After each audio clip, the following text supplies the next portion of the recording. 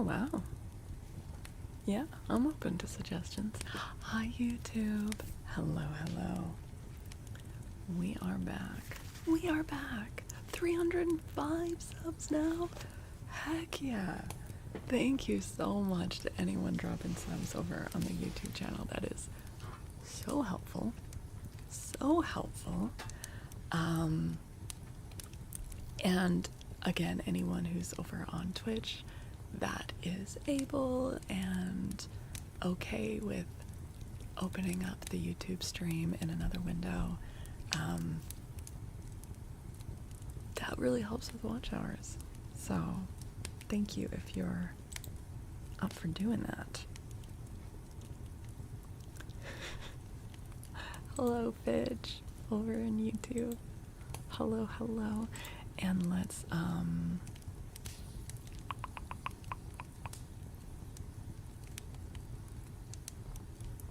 post the book information. We're diving back into the Odyssey. You only have a link to that book? Hear this, if you want to post it in the book channel on the Discord, I could see it there. There we go.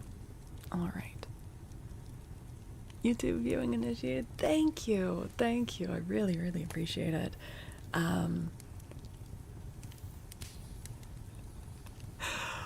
Yes. Oh my God. Okay. So when is the last time that we were reading from this?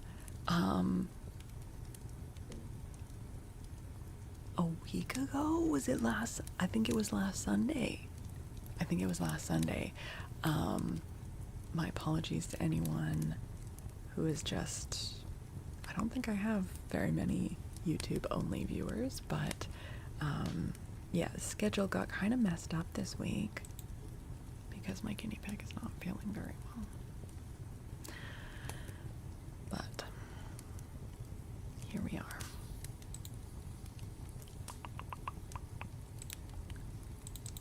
And we're going to resume reading the Odyssey. There we go.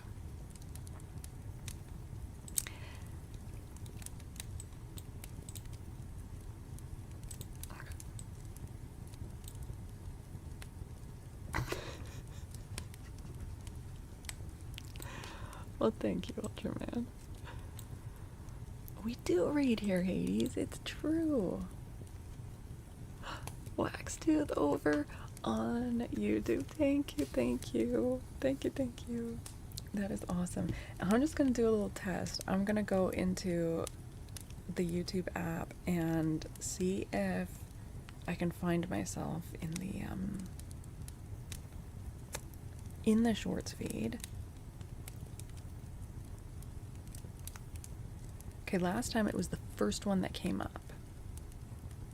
Maybe I have to like be live for like a few seconds, because now I'm like scrolling through them, it's not coming up. We're trying to figure this whole system out.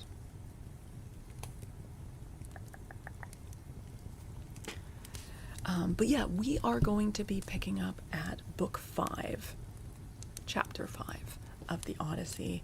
Reminder that we are reading the translation by Samuel Butler, which is pinned in both the YouTube chat and the Twitch chat. You can open it in a web browser tab, or you can download it in a variety of formats for absolutely free from Project Gutenberg. However, Butler used the Roman names, and we are using the Greek names. So, yeah. Yeah, it's not showing up.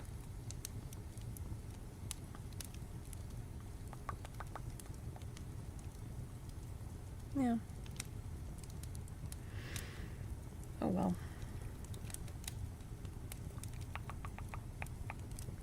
I just want to know why it's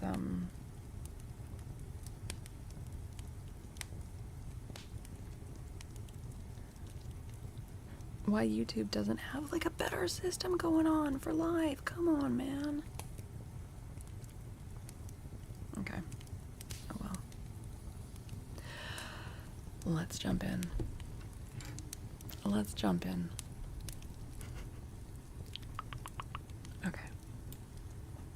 So, what is happening so far in the Odyssey? We are following Telemachus, who is the son of Odysseus. Odysseus has been missing for basically, well, for years. Telemachus basically, does he even remember him at all? He was very young when Odysseus went off to war. Now, a bunch of men, the suitors who want to marry his mother, are basically wreaking havoc on his estate, Odysseus's estate, because Odysseus is presumed to be dead, and therefore Penelope would be a widow, and they want to marry Penelope. And so Telemachus, who is quite young still, a young man at this point, received a little tip from Athena, in the form of a man, to go and search for news of Odysseus, find out what really happened. So he has gone off. He met with Nestor. Athena appeared as a different man there. Nestor sent him on his way, told him to go and meet with Menelaus. And so Telemachus went with one of Nestor's sons, Pisistratus, to Menelaus's house, where Helen, this is post-Trojan War, right? Helen has gone back with Menelaus and is very much not taking accountability. She's like, I do feel kind of bad for that terrible war. But in my defense, it was really Aphrodite's fault, and I'm so glad to be back with my proper husband. And then she just proceeds to drug them all at the table. Just spikes all their drinks with some kind of herbal concoction from Egypt that apparently makes it incapable to cry, even if you're literally watching your own child be chopped to little bits in front of you. Okay, Helen, what the fuck else are you packing? That's crazy. That is crazy hostess behavior.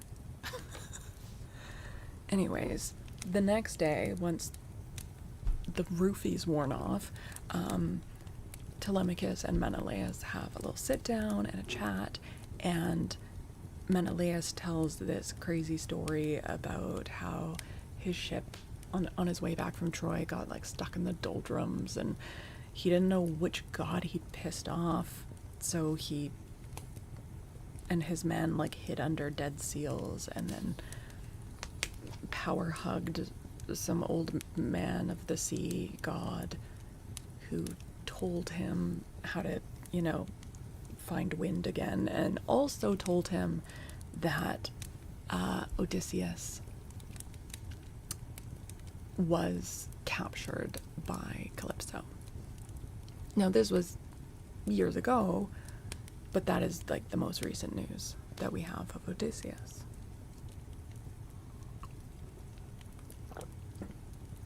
Hi, Sir Darius. And Vladin, hello.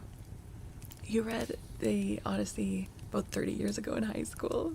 Thought it would bore you, but it was really good. You read a modern Czech translation from the 1980s. That's cool.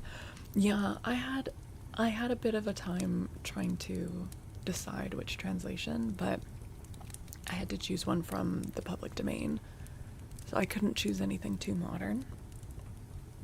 Athena being a dude and then turning into a bird. Yeah, like why go to all that effort? Just be Athena. I don't know.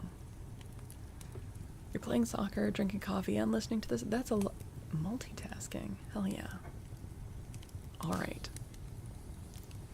I'm excited to see what happens next.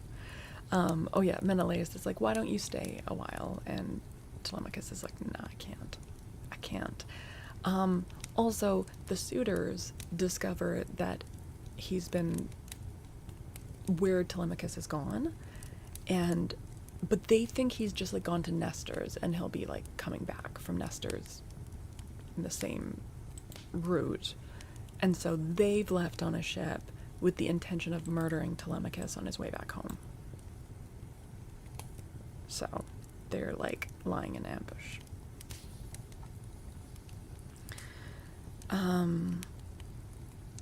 All right. Knight of the Seven Kingdoms. No, I haven't seen that.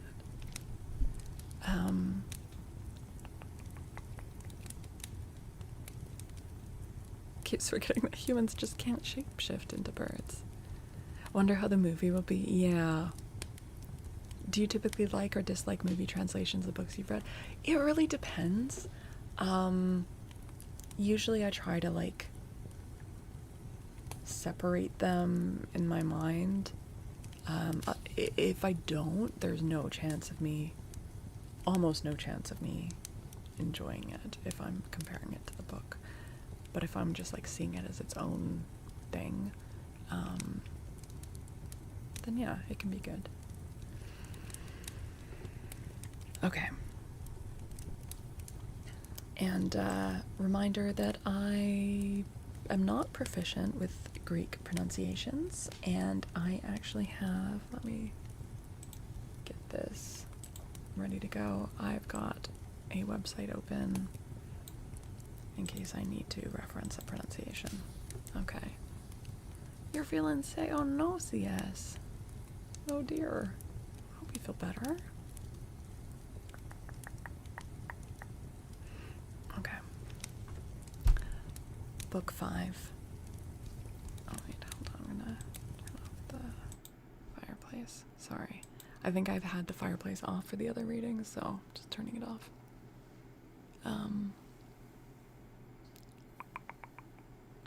Okay. Book 5. Calypso, Odysseus, reaches Scheria on a raft. Okay. And now, as dawn rose from her couch beside Tithonus, harbinger of light alike to mortals and immortals, the gods met in council, and with them Zeus, the Lord of Thunder, who is their king. Thereon Athena began to tell them of the many sufferings of Odysseus, for she pitied him away there in the house of the nymph Calypso. Father Zeus, said she, and all you other gods that live in everlasting bliss, I hope there may never be such a thing as a kind and well-disposed ruler any more, nor one who will govern equitably.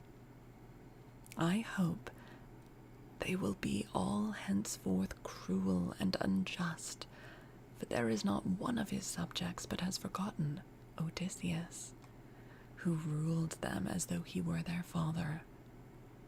There he is, lying in great pain, in an island where dwells the nymph Calypso, who will not let him go. And he cannot get back to his own country, for he can find neither ships nor sailors to take him over the sea. Furthermore, wicked people are now trying to murder his only son, Telemachus, who is coming home from Pylos and Lacedaemon, where he has been to see if he can get news of his father. We all need more nymphs in our life. Agreed. Agreed.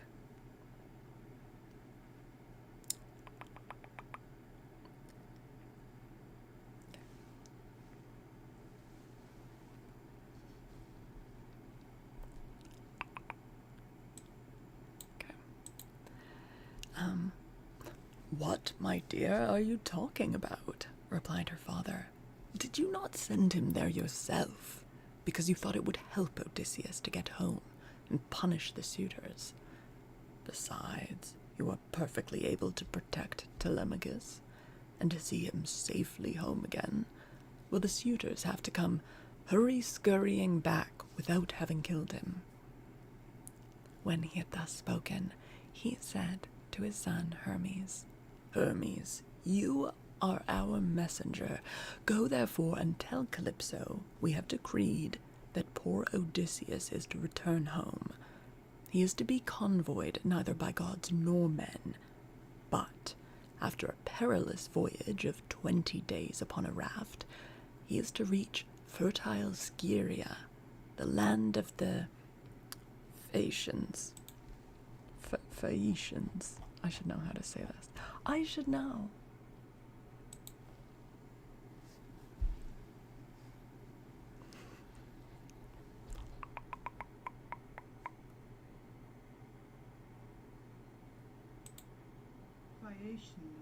Phaeacians. Phaeacians. No, not Phoenician. Not Phoenician. Phaeacian. Yeah. Okay. The land of the Phaeacians, who are near of kin to the gods, and will honor him as though he were one of ourselves. They will send him in a ship to his own country, and will give him more bronze and gold and raiment than he would have brought back from Troy, if he had had all his prize money and had got home without disaster. This is how we have settled that he shall return to his country and his friends. By Phoenicia. Thus he spoke, and Hermes, guide and guardian, slayer of Argus, did as he was told. Forthwith he bound on his glittering golden sandals, with which he could fly like the wind over land and sea. He took the wand with which he seals men's eyes in sleep, or wakes them just as he pleases, and flew, holding it in his hand, over Pieria. Then he swooped down through the firmament till he reached the level of the sea, whose waves he skimmed like a cormorant that flies, fishing every hole and corner of the ocean, and drenching its thick plumage in the spray. He flew and flew over many a weary wave.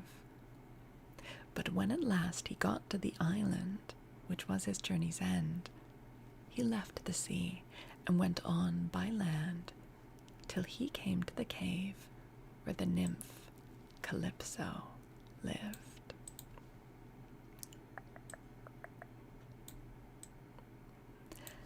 He found her at home. There was a large fire burning on the hearth, and one could smell from far the fragrant reek of burning cedar and sandalwood. As for herself, she was busy at her loom, shooting her golden shuttle through the warp and singing beautifully. Round her cave there was a thick wood of alder, poplar, and sweet-smelling cypress trees, wherein all kinds of great birds had built their nests. Owls, hawks, and chattering sea crows that occupy their business in the waters. A vine loaded with grapes was trained and grew luxuriantly about the mouth of the cave. There were also 4 running rills of water in channels cut pretty close together and turned hither and thither so as to irrigate the beds of violets and luscious herbage over which they flowed.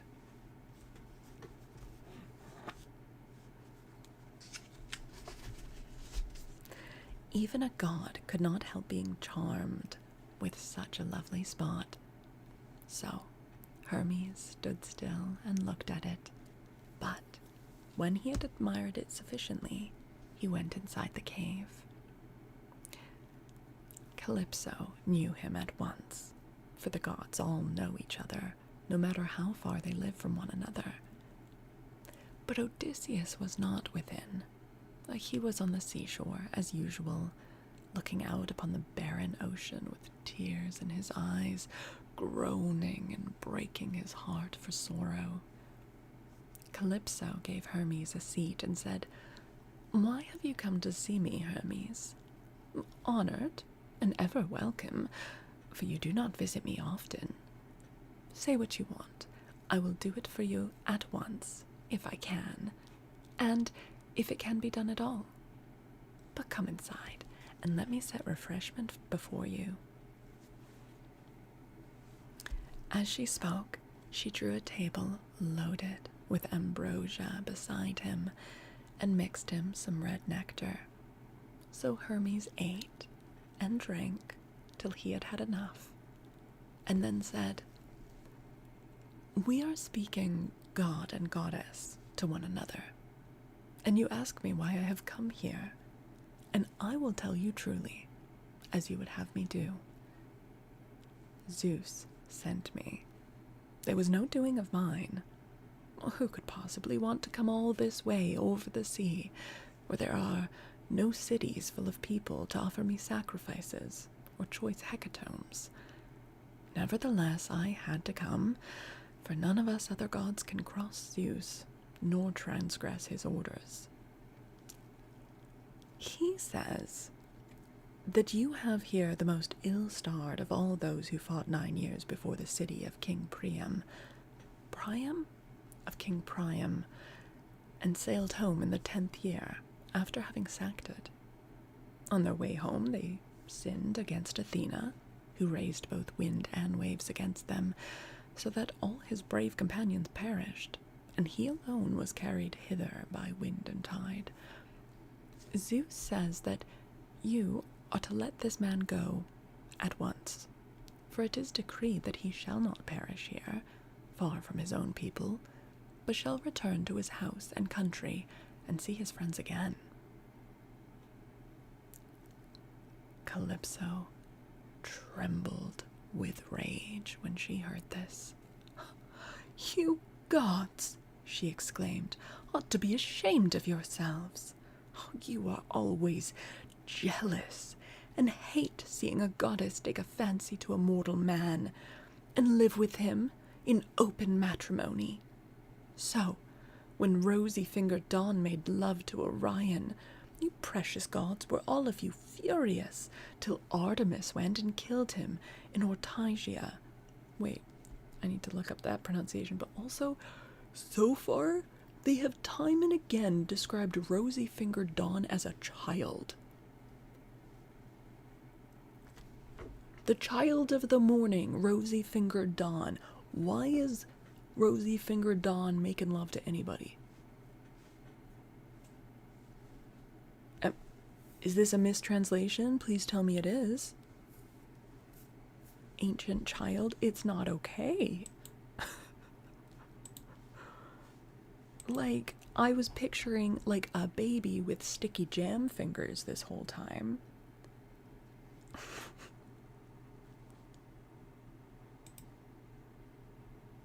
A godchild is, but it's still a child.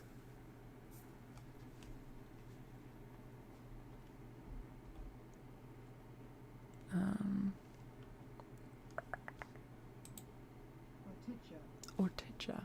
Okay. Till Artemis went and killed him in Ortygia. So again when Demeter fell in love with Iasion, and yielded to him in a thrice-plowed fallow field. Why does that sound like a metaphor? DJ Kid Gorgeous, thank you for the raid. Welcome in. Welcome. Yay. Hi, everyone. Thank you for the raid, DJ. Dawn is a child. So why is the child making love to someone? That doesn't feel okay. Visanon. Thank you for the sub. Thank you for the sub. Oh my goodness. You guys make sure you're following DJ Kid Gorgeous for awesome music streams. All kinds of genres, playing music trivia games. Awesome place to hang out. Dawn is always a child when she happens.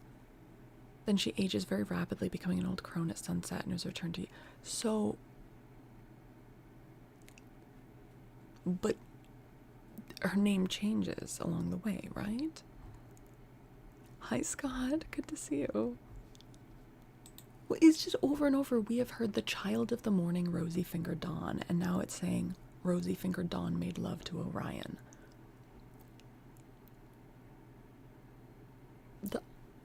I don't care. I don't truck with that kind of nonsense.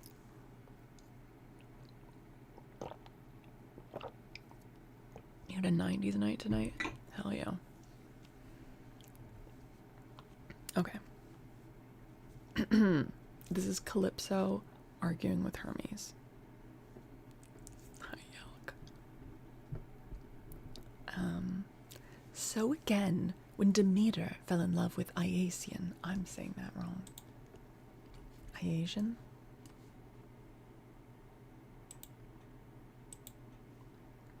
She's not a god, she's a primordial. Right, but they're describing her as having rosy fingers. I don't know.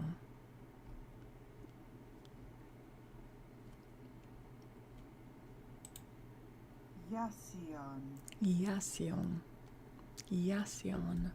Okay.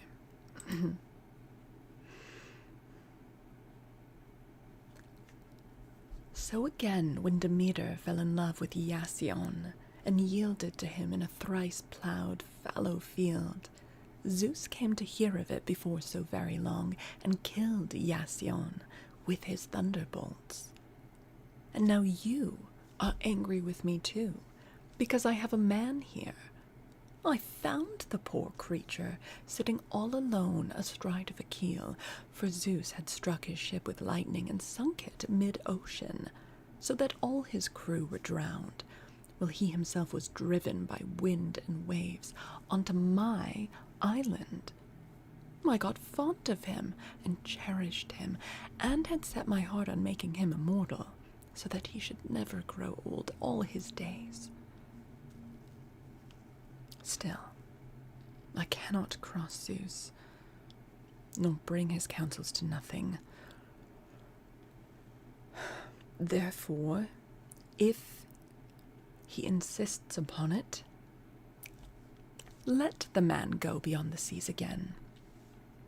But I cannot send him anywhere myself, for I have neither ships nor men who can take him.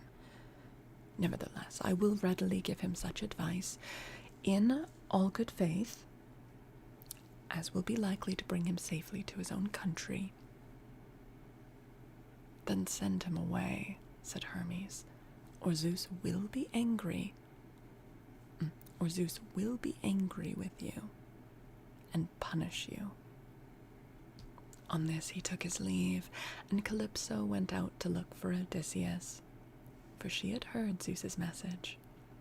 She found him sitting upon the beach, with his eyes ever filled with tears, and dying of sheer homesickness, for he had got tired of Calypso, and though he was forced to sleep with her in the cave by night, it was she, not he, that would have it so.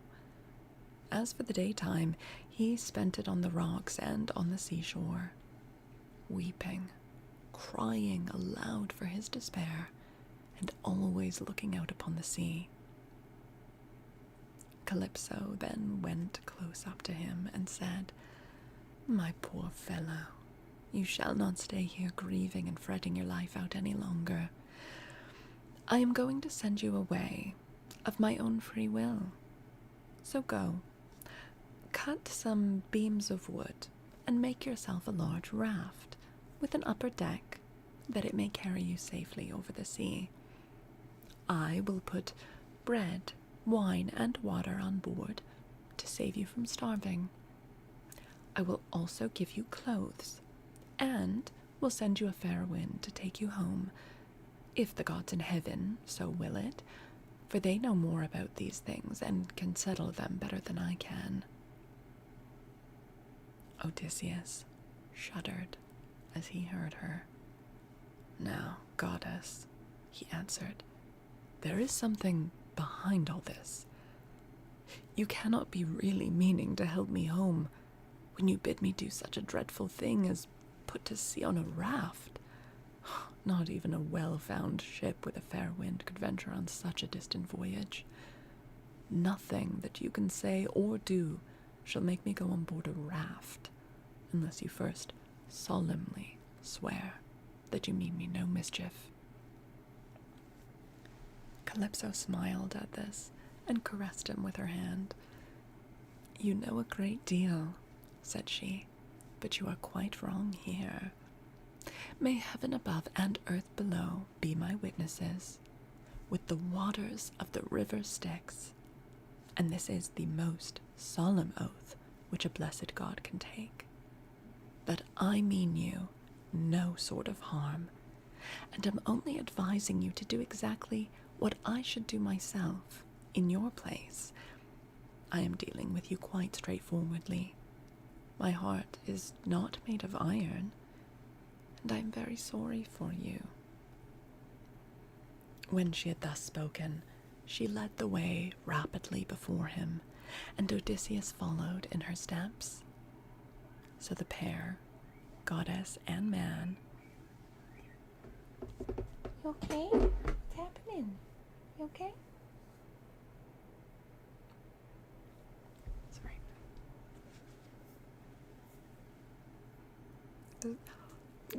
None good, because he has a wife that he loves, and a son, and friends, and he wants to go home. Honestly, he sounds like a stand-up dude. Okay. So the pair, goddess and man, went on and on till they came to Calypso's cave, where Odysseus took the seat that Hermes had just left.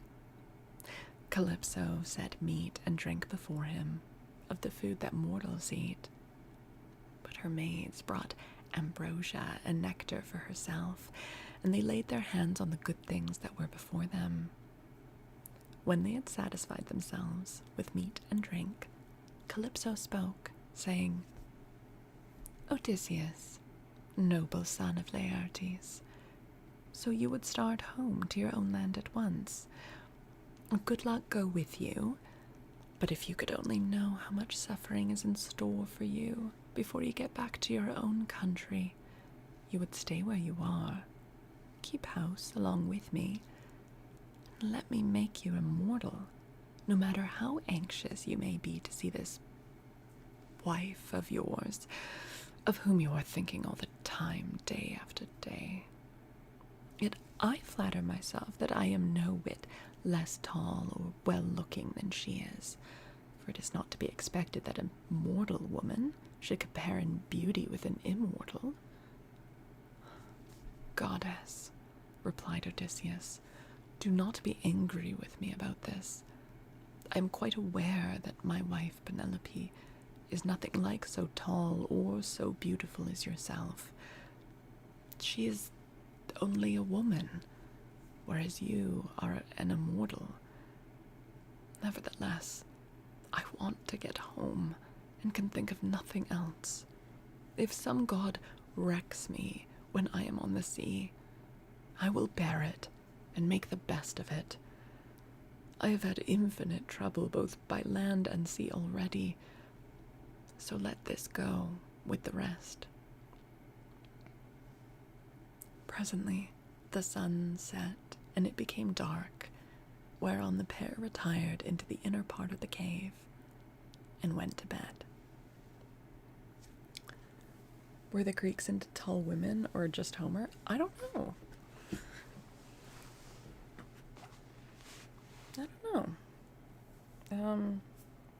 I think it's awesome if they're into tall women.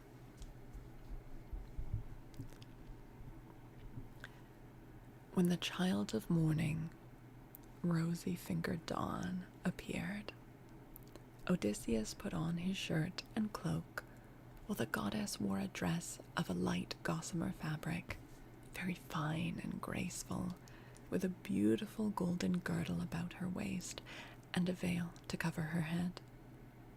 She at once set herself to think how she could speed Odysseus on his way. So she gave him a great bronze axe that suited his hands, It was sharpened on both sides and had a beautiful olive wood handle fitted firmly onto it.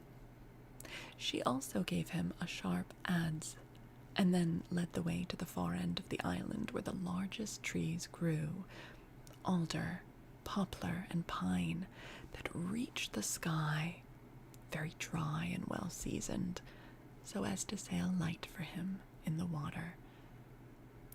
Then, when she had shown him where the best trees grew, Calypso went home, leaving him to cut them, which he soon finished doing. He cut down 20 trees in all, and adzed them smooth, squaring them by rule in good workmanlike fashion. Meanwhile, Calypso came back with some augers, so he bored holes with them and fitted the timbers together with bolts and rivets.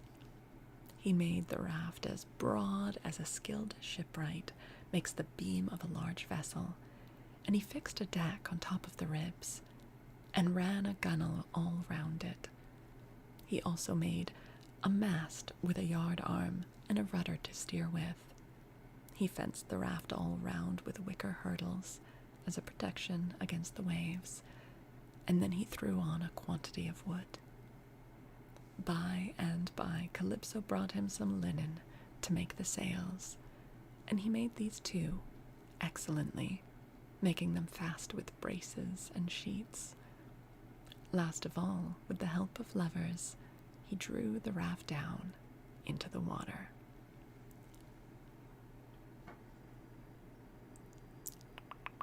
She doesn't seem so bad.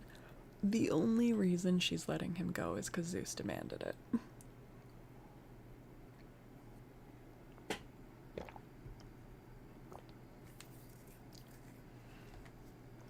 But aside from that, she could be worse, for sure.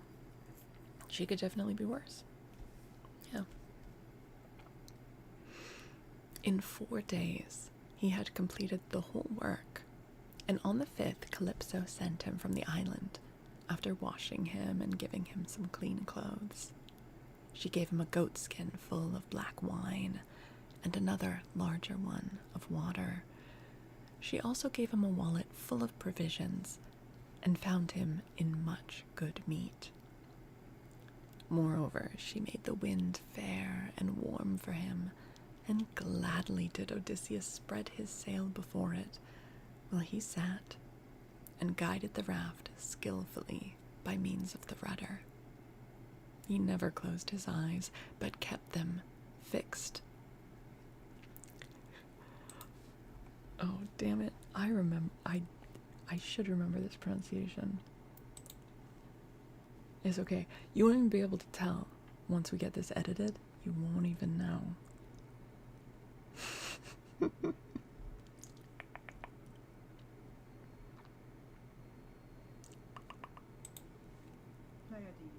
Pleiades. Oh, but it just says Pleiades. Okay, Pleiades.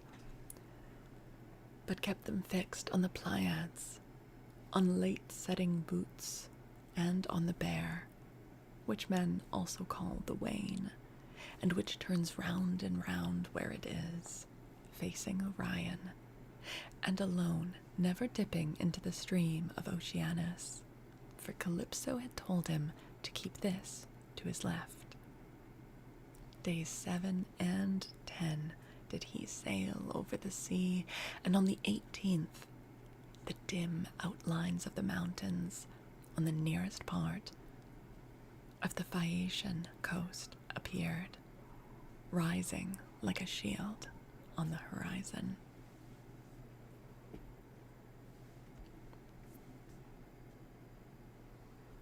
Nim, are you sharing? Are you sharing?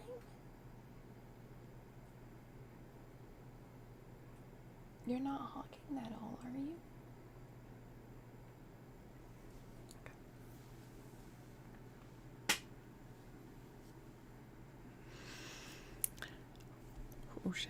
Oh shit. But King Poseidon, who was returning from the Ethiopians, caught sight of Odysseus a long way off, from the mountains of the Solomai, he could see him sailing upon the sea, and it made him very angry. So he wagged his head and muttered to himself, saying, "Good heavens, so the gods have been changing their minds about Odysseus while I was away in Ethiopia. And now he is close to the land of the Phaeacians, where it is decreed that he shall escape from the calamities that have befallen him. Still, he shall have plenty of hardship yet before he has done with it." Thereon he gathered his clouds together, grasped his trident, stirred it round in the sea, and roused the rage of every wind that blows, till earth, sea, and sky were hidden in cloud, and night sprang forth out of the heavens. Winds from east, south, north, and west fell upon him all at the same time, and a tremendous sea got up, so that Odysseus's heart began to fail within him. "Alas," he said to himself in his dismay, "whatever will become of me? Oh, I am afraid Calypso was right when she said I should have trouble by sea before I got back home. What is all coming true? How black is Zeus making heaven with his clouds, and what a sea the winds are raising from every quarter at once. I am now safe to perish. Blessed and thrice blessed were those Danans. Danans? I looked this up before. Very petty, yeah. Also, why... Oh, it's not even in here. Why isn't Athena supervising this voyage? Those Danans who fell before Troy in the cause of the sons of Atreus. Oh, would that I had been killed on that day, when the Trojans were pressing me so sorely about the dead body of Achilles. For then I should have had due burial, and the Achaeans would have honored my name. Oh, but now it seems that I shall come to a most pitiable end." As he spoke, a sea broke over him with such terrific fury that the raft reeled again, and he was carried overboard a long way off. He let go the helm, and the force of the hurricane was so great that it broke the mast halfway up, and both sail and yard went over into the sea. For a long time, Odysseus was underwater, and it was all he could do to rise to the surface again, for the clothes Calypso had given him weighed him down. But at last he got his head above water and spat out the bitter brine that was running down his face in streams. In spite of all this, however, he did not lose sight of his raft, but swam as fast as he could toward it, got hold of it, and climbed on board again so as to escape drowning. The sea took the raft and tossed it about as autumn winds whirl thistledown round and round upon a road. It was as though the south, north, east, and west winds were all playing battledore and shuttlecock with it at once. Hi, Nick. Nick, thank you for the resub. Thank you so much. A year of subbing. You've unlocked your library card. Nick, thank you so much. Aw.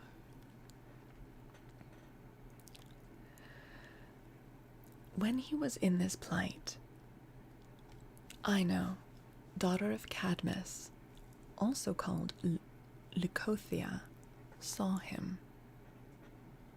She had formerly been a mere mortal, but had been since raised to the rank of a marine goddess. Seeing in what great distress Odysseus now was, she had compassion upon him, and rising like a seagull from the waves, took her seat upon the raft. Sorry. "My poor good man," said she, "why is Poseidon so furiously angry with you?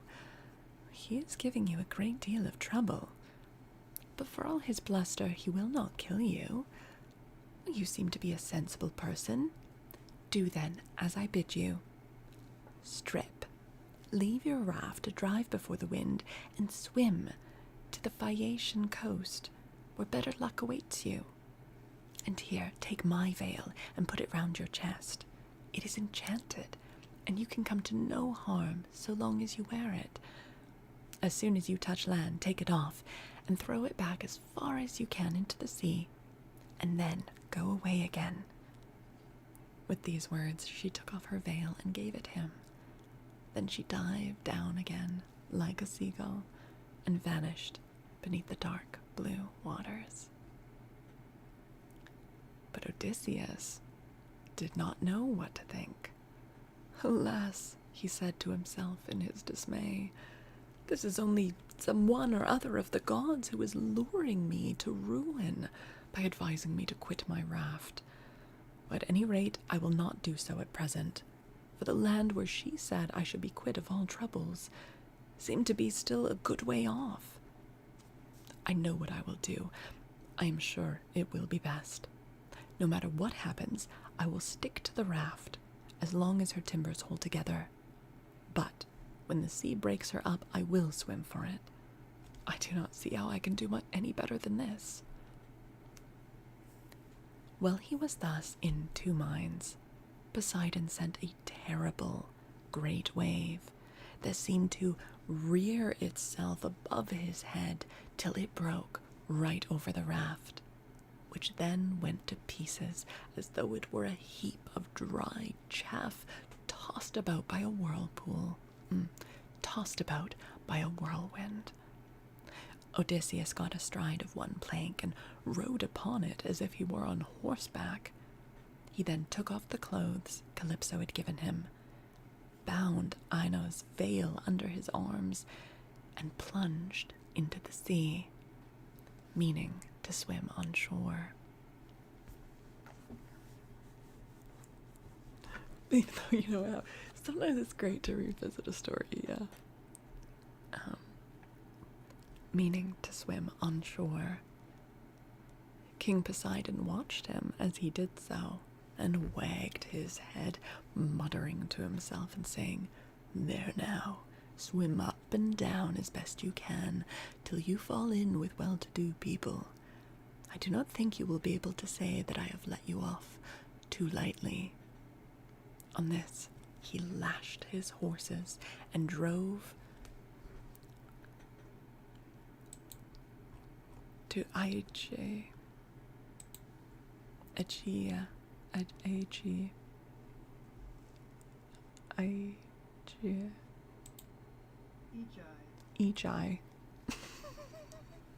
was not gonna guess that one. And drove to Aegea, where his palace is. But Athena resolved to help Odysseus, so she bound the ways of all the winds except one. Well, it's about time you showed up, Athena. This was your idea.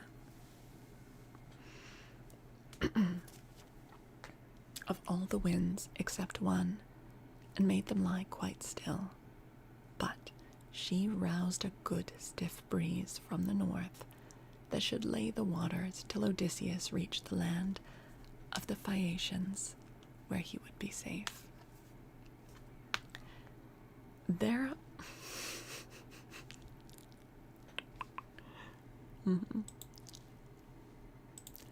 Thereon he floated.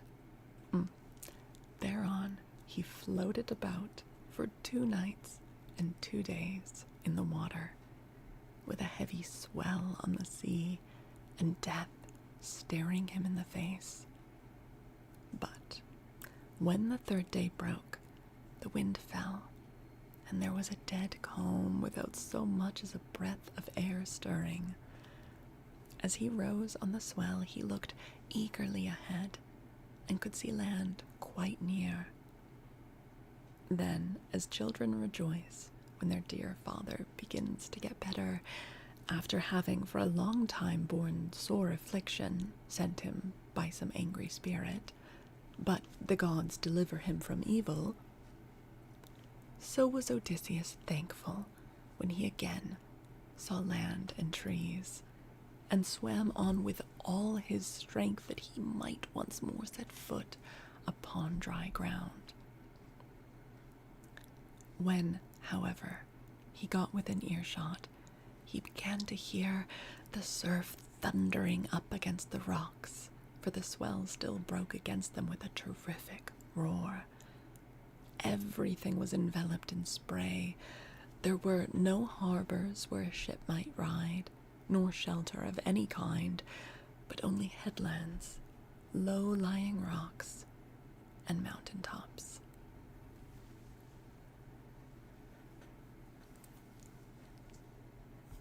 Yes, that very relatable experience of being a child and having your father get sick because of angry spirits, and then the gods decide to give him some reprieve. I think we can all relate to that.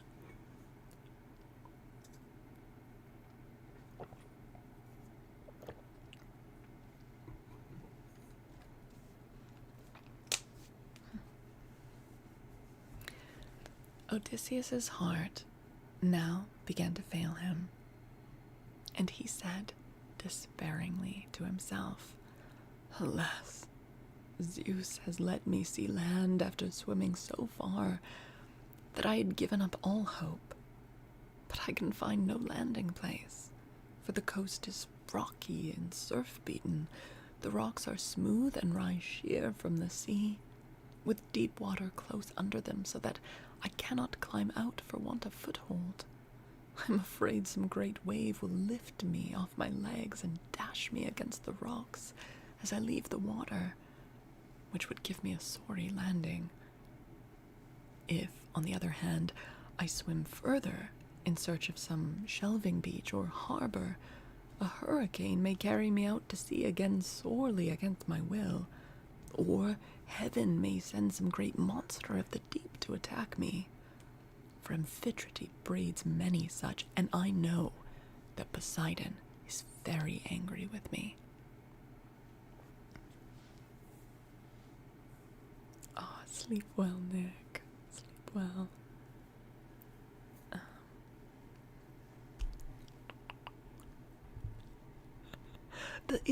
That is definitely more accessible, Jane, yeah. Mm-hmm. Oh, heck yeah. Congrats, Artax. That's awesome. While he was thus in two minds, a wave caught him and took him with such force against the rocks that he would have been smashed and torn to pieces if Athena had not shown him what to do. He caught hold of the rock with both hands and clung to it, groaning with pain till the wave retired. So he was saved that time. But presently the wave came on again and carried him back with it far into the sea, tearing his hands as the suckers of a polypus are torn when someone plucks it from its bed, and the stones come up along with it.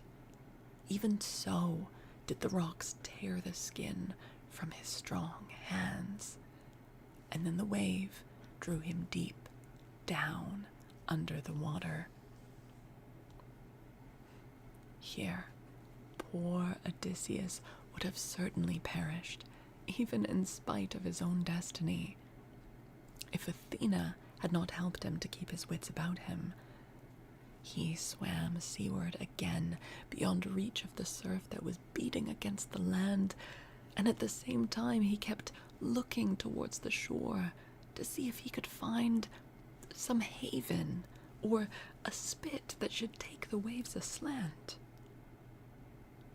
By and by, as he swam on, he came to the mouth of a river, and here, he thought, would be the best place, for there were no rocks, and it afforded shelter from the wind. He felt that there was a current, so he prayed inwardly and said, "Hear me, O king, whoever you may be, and save me from the anger of the sea god Poseidon, for I approach you prayerfully. Anyone who has lost his way has, at all times, a claim even upon the gods, wherefore in my distress I draw near to your stream, and cling to the knees of your riverhood. Have mercy upon me, O king, for I declare myself your suppliant." Is this booktube? This could be booktube.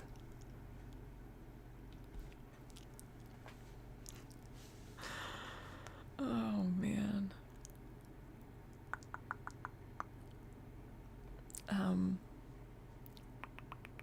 Mordred Pendragon, welcome in.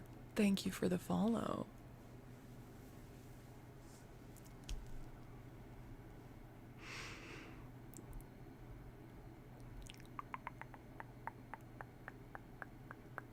Did they cut out a lot in this version? Is there a lot missing? Then the god stayed his stream and stilled the waves, making all calm before him and bringing him safely into the mouth of the river.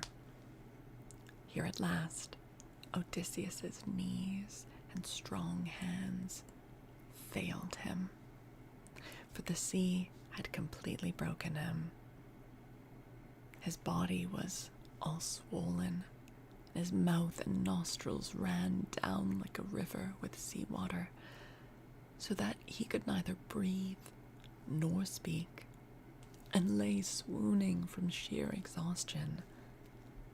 Presently, when he had got his breath and came to himself again, he took off the scarf that Ino had given him, and threw it back into the salt stream of the river, whereon Ino received it into her hands from the wave that bore it towards her.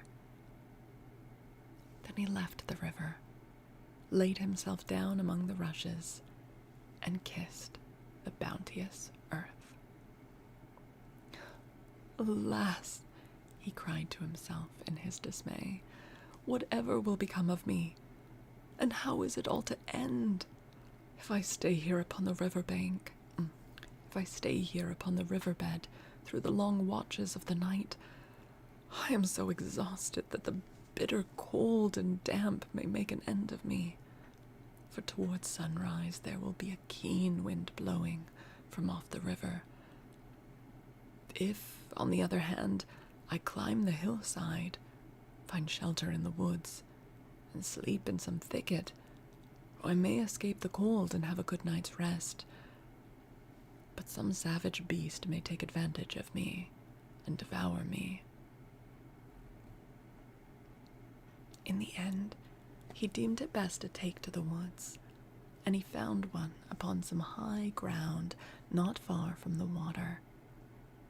There he crept, beneath 2 shoots of olive that grew from a single stalk, the one an ungrafted sucker, while the other had been grafted.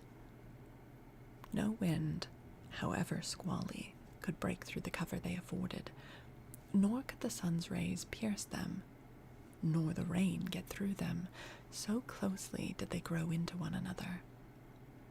Odysseus crept under these and began to make himself a bed to lie on, for there was a great litter of dead leaves lying about, enough to make a covering for 2 or 3 men even in hard winter weather. He was glad enough to see this, so he laid himself down and heaped the leaves all around him.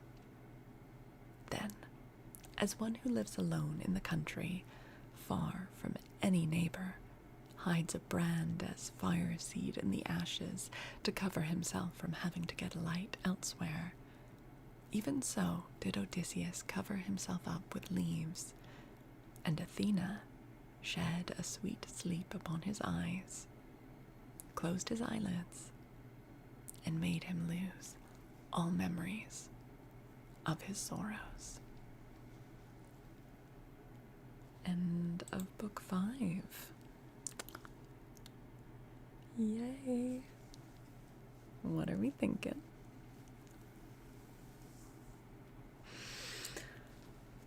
He's going through it. He's really going through it.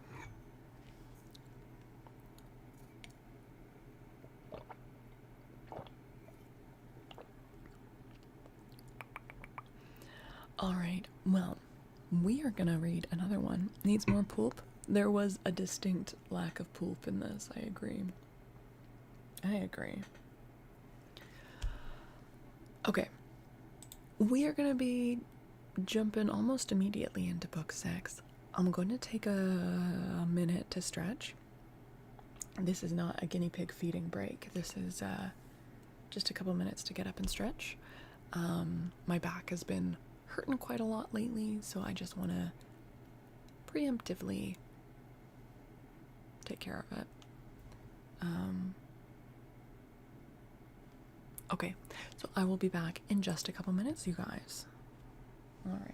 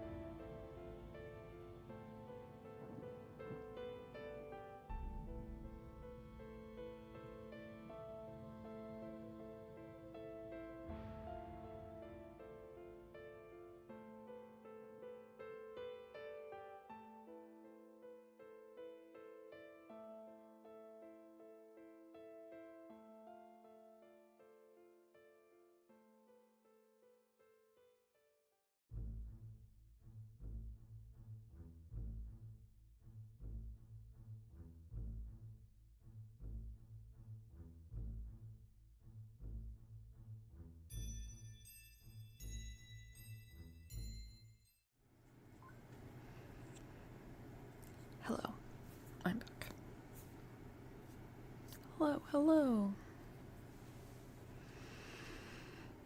Oh, thank you, Tyra. It's been alright. It's been, a bit stressful with Cloud not feeling well, but got some things done, which is good. Alright. Now, that one was not as long as the one we read last time, so we are going to be able to read more than one chapter tonight. How's Cloud doing? Kind of. She's not going downhill, but she's also not improving as much as I'd like to see, so I don't know. I do have another vet visit booked for her in a few days, but of course I can take her into the emergency vet if I need to. They're just not always very knowledgeable about guinea pigs. I am back. It's true. It's true. Okay. Alright. Now let's double check how to say this in... How to say this properly? Nausicaa. Alright, it is. It is just Nausicaa. Which I didn't originally know was from Greek mythology.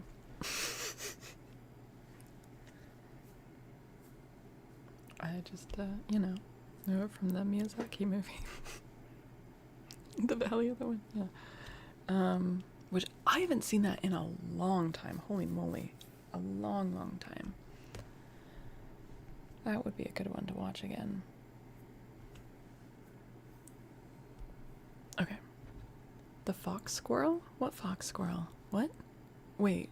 Is it from the movie? That's how much I don't remember it. I remember the giant bugs that she rides on. The dub is Patrick Stewart? Really? Oh, I did know that, Zen. Yeah. Yeah. Cool. Alright, well. The Odyssey, Book 6. The meeting between Nausicaa and Odysseus. So here, Odysseus slept, overcome by sleep and toil. But Athena went off to the country and the city of the Phaeacians, a people who used to live in the fair town of Hyperia, near the lawless Cyclops.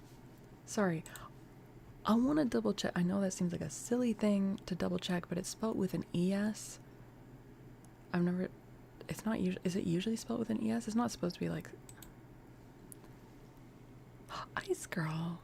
Hello, thank you for the follow. Welcome, welcome. Cyclops. Yeah, but she's not... Cyclopes. Cyclopes. Okay, it is Cyclopes when you spell it with an E. Oh, shit. Okay.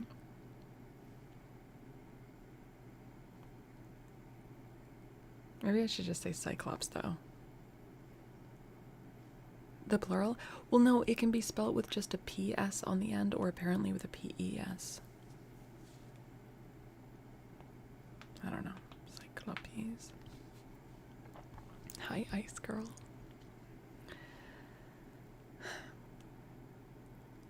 Near the lawless Cyclopes. Now, the Cyclopes were stronger than they and plundered them. So their king, Nausithous, moved them thence and settled them in Scheria, far from all other people. He surrounded the city with a wall, built houses and temples, and divided the lands among his people. But he was dead and gone to the house of Hades, and King Alcinous, whose counsels were inspired of heaven, was now reigning. To his house, then, did Athena hie in furtherance of the return of Odysseus. Thank you, Ice Girl. Aw, thank you.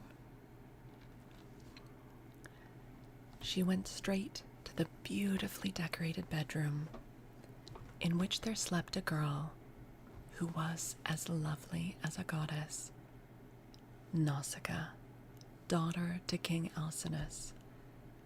2 maidservants were sleeping near her, both very pretty, one on either side of the doorway, which was closed with well-made folding doors. Athena took the form of the famous sea captain Dymas's daughter, who was a bosom friend of Nausicaa and just her own age. Then, coming up to the girl's bedside, like a breath of wind, she hovered over her head and said, "Nausicaa, what can your mother have been about to have such a lazy daughter? Here are your clothes all lying in disorder, yet you are going to be married almost immediately, and should not only be well dressed yourself, but should find good clothes for those who attend you. This is the way to get yourself a good name, and to make your father and mother proud of you. Suppose, then, that we make tomorrow a washing day, and start at daybreak. I will come and help you, so that you may have everything ready as soon as possible, for all the best young men among your own people are courting you, and you are not going to remain a maid much longer. Ask your father, therefore, to have a wagon and mules ready for us at daybreak, to take the rugs, robes, and girdles, and you can ride, too, which will be much pleasanter for you than walking, for the washing cisterns are some way from the town." JT McCann, hi! The translation is very exciting, but you had no idea Athena loved to shapeshift into so many. At least she's shapeshifting into a girl this time. She also shapeshifted into the ghost of Penelope's dead sister. Remember, she went in through the thong hole of the door. So she shapeshifted so far into 2 men and 2 women. She's a shifty lady. I didn't know this about her either. Hi, Chompy. Hello, good to see you.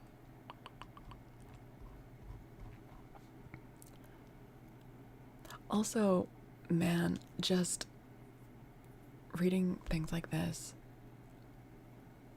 Goddamn, did laundry used to be a huge fucking deal. She's like, let's have a whole ass laundry day. We need a wagon. We need to travel to do laundry. Nobody ever shapeshifts into carrots because carrots are so tasty and they don't want to get munched up.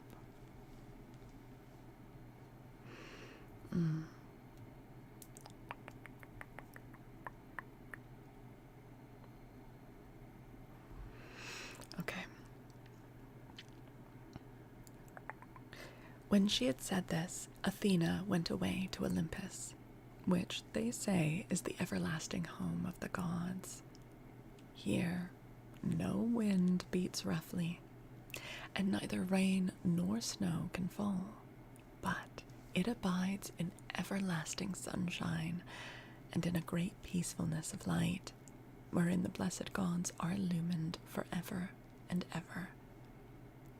This was the place to which the goddess went when she had given instructions to the girl. Yeah, but can you imagine, Jane? We wouldn't have stood a chance.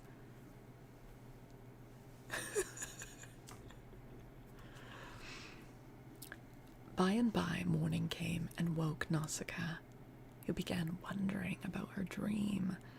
She therefore went to the other end of the house Sorry, just tripped over my own tongue there. She therefore went to the other end of the house to tell her father and mother all about it, and found them in their own room. Her mother was sitting by the fireside, spinning her purple yarn with her maids around her, and she happened to catch her father just as he was going out to attend a meeting of the town council, which the Phaeacian alderman had convened. She stopped him and said, "Papa, dear, could you manage to let me have a good big wagon? I want to take all our dirty clothes to the river and wash them. You are the chief man here, so it is only right that you should have a clean shirt when you attend meetings of the council. Moreover, you have 5 sons at home, 2 of them married, while the other 3 are good-looking bachelors. You know they always like to have clean linen when they go to a dance, and I've been thinking about all this." She did not say a word about her own wedding, for she did not like to, but her father knew and said, "You shall have the mules, my love, and whatever else you have a mind for. I'll be off with you, and the men shall get you a good strong wagon with a body to it that will hold all your clothes." On this, he gave his orders to the servants, who got the wagon out, harnessed the mules, and put them to, while the girl brought the clothes down from the linen room and placed them on the wagon. Her mother prepared her a basket of provisions with all sorts of good things, and a goat skin full of wine. The girl now got into the wagon, and her mother gave her also a golden cruse of oil, that she and her women might anoint themselves. Then she took the whip and reins and lashed the mules on, whereon they set off, and their hoofs clattered on the road. They pulled without flagging, and carried not only Nausicaa and her wash of clothes, but the maids also who were with her. When they reached the waterside, they went to the washing cisterns, through which there ran at all times enough pure water to wash any quantity of linen, no matter how dirty. Here they unharnessed the mules and turned them out to feed on the sweet, juicy herbage that grew by the waterside. They took the clothes out of the wagon, put them in the water, and vied with one another in treading them in the pits to get the dirt out. After they had washed them and got them quite clean, they laid them out by the seaside, where the waves had raised a high beach of shingle, and set about washing themselves and anointing themselves with olive oil. Then they got their dinner by the side of the stream, and waited for the sun to finish drying the clothes. When they had done dinner, they threw off the veils that covered their heads and began to play at ball, while Nausicaa sang for them. As the huntress Artemis goes forth upon the mountains of Taygetus. Hi, Starva. Hello. Hello. Taygetus. I feel like I've already looked this one up. I can't remember them.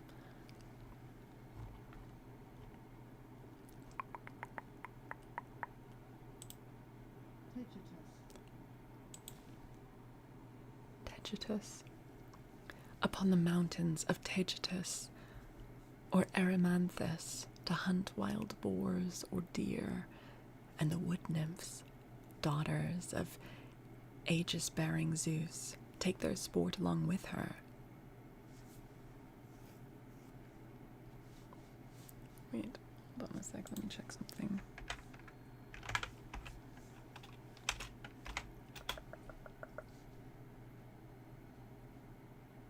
Okay.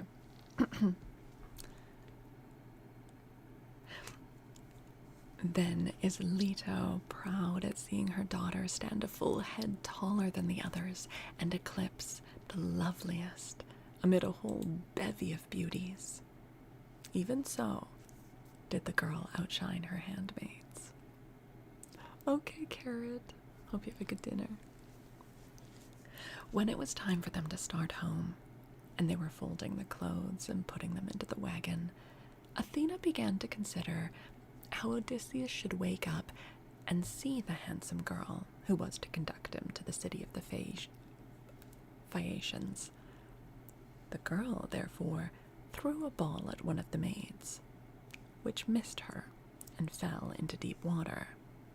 On this, they all shouted, and the noise they made woke Odysseus, who sat up in his bed of leaves and began to wonder what it might all be.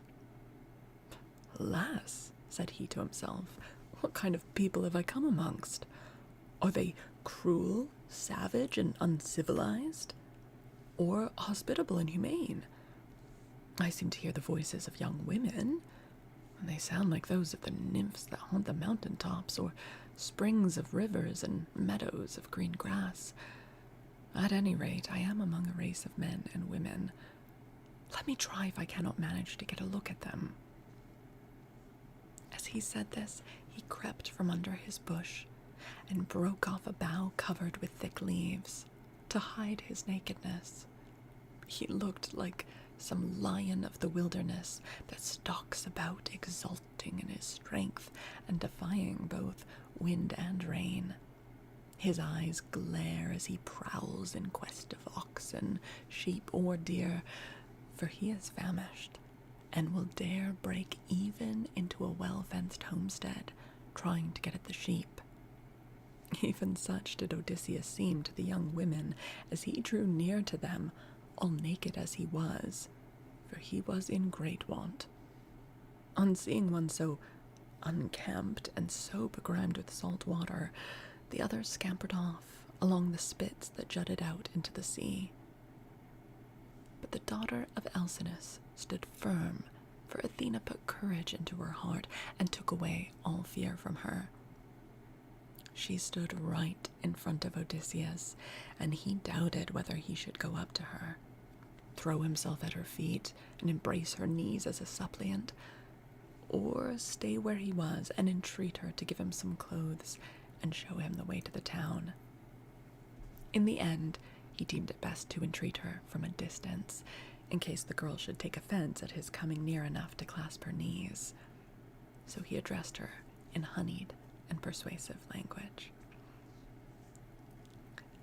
"O Queen," he said, "I implore your aid, but tell me, are you a goddess, or are you a mortal woman? If you are a goddess and dwell in heaven, I can only conjecture that you are Zeus's daughter Artemis, for your face and figure resemble none but hers. If, on the other hand, you are a mortal and live on earth, thrice happy are your father and mother. Thrice happy, too, are your brothers and sisters. How proud and delighted they must feel when they see so fair a scion as yourself going out to a dance. Most happy, however, of all will he be whose wedding gifts have been the richest, and who takes you to his own home." Bro, if a naked man came out of the bush holding a branch over his dick and saying all this, it would wig me out. I don't know.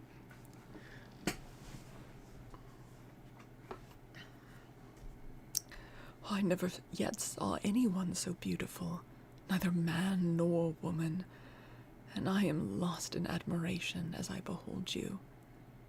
I can only compare you to a young palm tree which I saw when I was at Delos, growing near the altar of Apollo, for I was there, too, with much people after me, when I was on that journey which has been the source of all my troubles.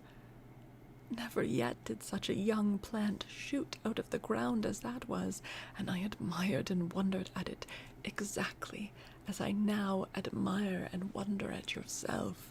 Bro, just ask for a shirt, like... This is crazy. Like the "are you a goddess or a mortal?" You know what? Great opening line. That's fine. It's just going on a bit too long now.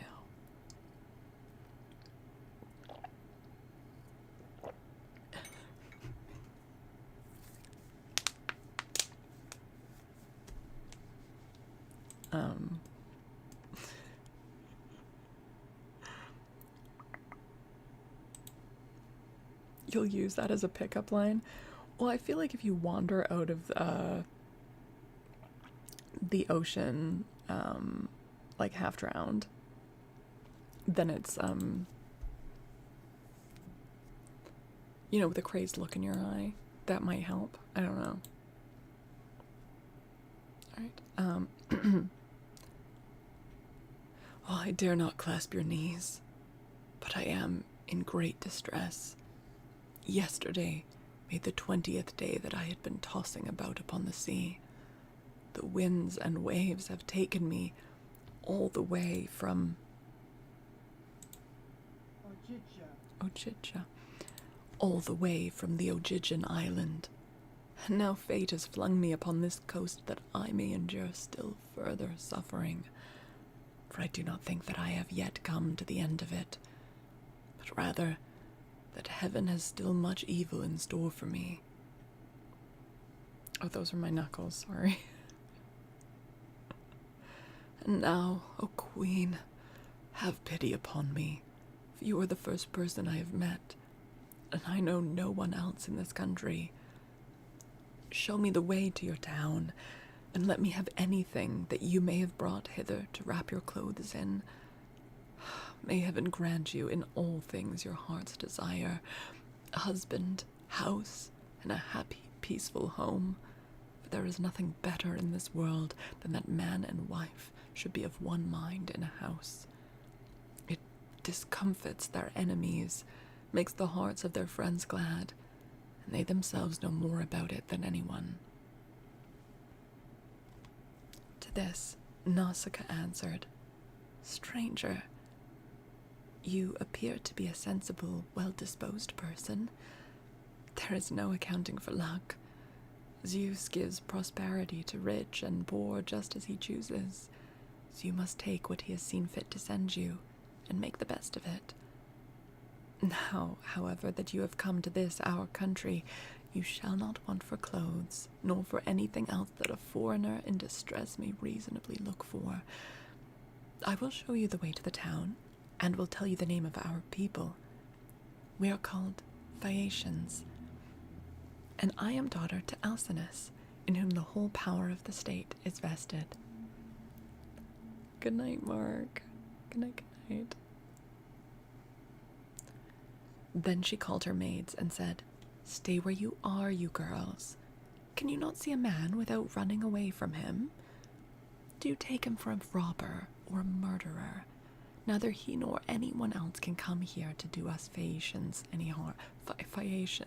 Damn it, I keep saying that wrong. To do us Phaeacians any harm, for we are dear to the gods, and live apart on a land's end that juts into the sounding sea, and have nothing to do with any other people. This is only some poor man who has lost his way, and we must be kind to him, for strangers and foreigners in distress are under Zeus's protection, and will take what they can get and be thankful. So, girls, give the poor fellow something to eat and drink, and wash him in the stream at some place that is sheltered from the wind. On this, the maids left off running away, and began calling one another back. They made Odysseus sit down in the shelter, as Nausicaa had told them, and brought him a shirt and cloak. They also brought him the little golden cruse of oil, and told him to go and wash in the stream. But Odysseus said, Young women, please to stand a little on one side, that I may wash the brine from my shoulders and anoint myself with oil, for it is long enough since my skin has had a drop of oil upon it. I cannot wash as long as you all keep standing there. I am ashamed to strip before a number of good-looking young women. Then they stood on one side and went to tell the girl, while Odysseus washed himself in the stream and scrubbed the brine from his back and from his broad shoulders. When he had thoroughly washed himself and had got the brine out of his hair, he anointed himself with oil and put on the clothes which the girl had given him. Athena then made him look taller and stronger than before. She also made the hair grow thick on the top of his head and flow down in curls like hyacinth blossoms. She glorified him about the head and shoulders as a skillful workman who has studied art of all kinds under Hephaestus, and Athena enriches a piece of silver plate by gilding it, and his work is full of beauty." Then he went and sat down a little way off upon the beach, looking quite young and handsome, and the girl gazed on him with admiration. What the fuck, Athena? Then she said to her maids, "Hush, my dears, for I want to say something. I believe the gods who live in heaven have sent this man to the Phaeacians. When I first saw him, I thought him plain, but now his appearance is like that of the gods who dwell in heaven. I should like my future husband to be just such another as he is. If he would only stay here and not want to go away. However, give him something to eat and drink." They did as they were told, and set food before Odysseus, who ate and drank ravenously, for it was long since he had had food of any kind. Meanwhile, Nausicaa bethought her of another matter. She got the linen folded and placed in the wagon. She then yoked the mules, and as she took her seat, she called Odysseus. "Stranger," said she, "rise, and let us be going back to the town. I will introduce you at the house of my excellent father, where I can tell you that you will meet all the best people among the Phaeacians. But be sure and do as I bid you, for you seem a sensible person. As long as we are going past the fields and farmlands, follow briskly behind the wagon, along with the maids, and I will lead the way myself.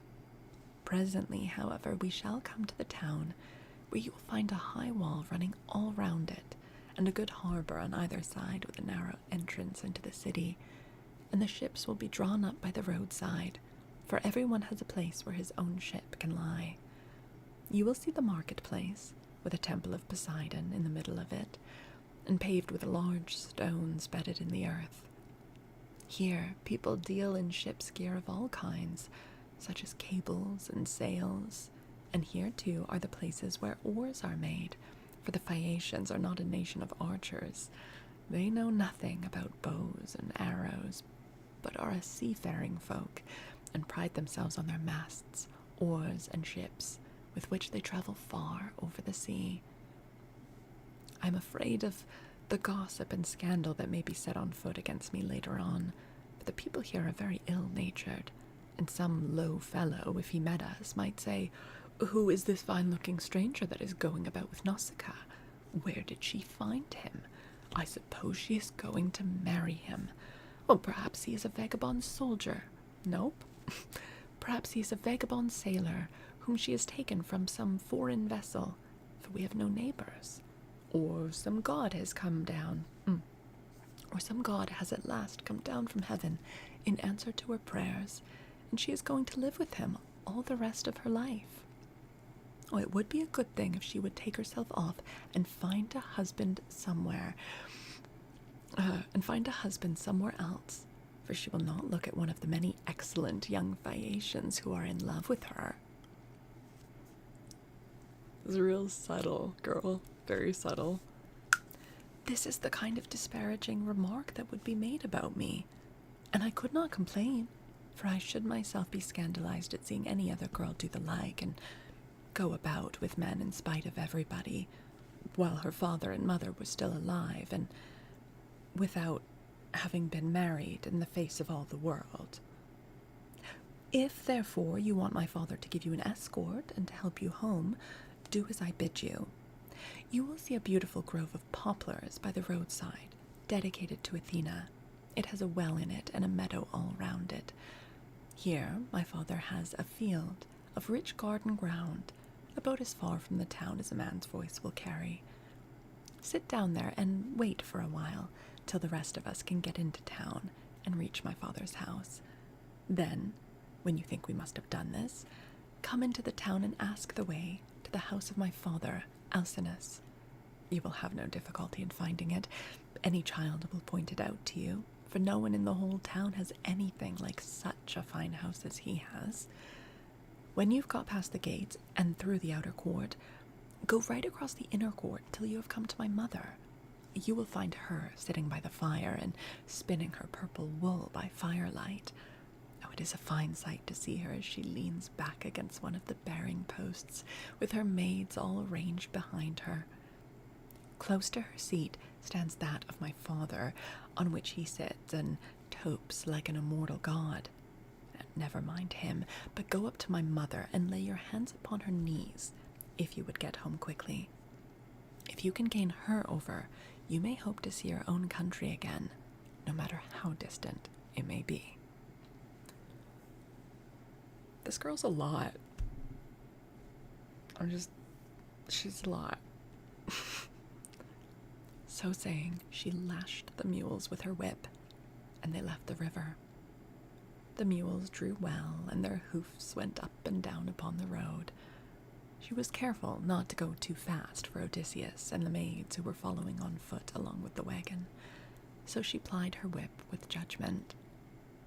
As the sun was going down, they came to the sacred grove of Athena, and there Odysseus sat down and prayed to the mighty daughter of Zeus. He did lay it on really thick when he first met her. It's true. "Hear me," he cried, "daughter of aegis-bearing Zeus. Unweariable, hear me now, for you gave no heed to my prayers when Poseidon was wrecking me.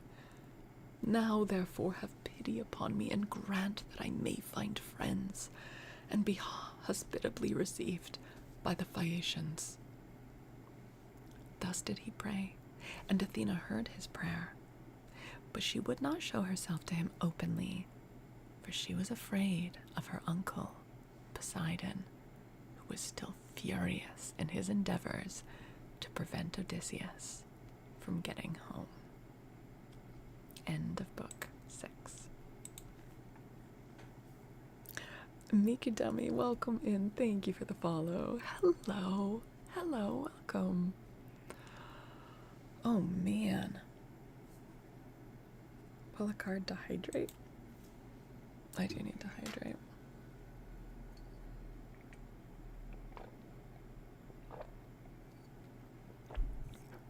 Hi Muse. You overslept and you were late for work. Oh no.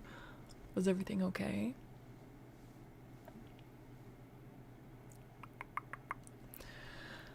Well, I kind of want to peek and just see like how long. I want to read another one. As long as it's not like crazy long. No, let's read one more. Let's read one more. Are you guys okay with that? I just feel bad. We kind of fell behind a little bit. Okay. All right. Awesome. And just a reminder, since maybe we have some new people in here that weren't here at the beginning of the reading section. Artax, thank you for the videos. Thank you. That I am also currently live over on the YouTube, the first of those links, the one that just says Faolkor. And thank you so much to those of you who are also who also have the YouTube stream open. That helps me so much with the watch hours. I really appreciate it. Remember also like dropping likes and stuff helps with engagement, and yeah. But thank you. There are currently 9 people in the YouTube chat, which I think is the highest number of concurrent viewers I've ever had. So, yay. Now 10. Oh shit. Hey, Sinful. You're one of those 9s. Hell yeah. Thank you guys so much. Okay, let's read another chapter. Book 7. Hi, Sinful. Good to see you.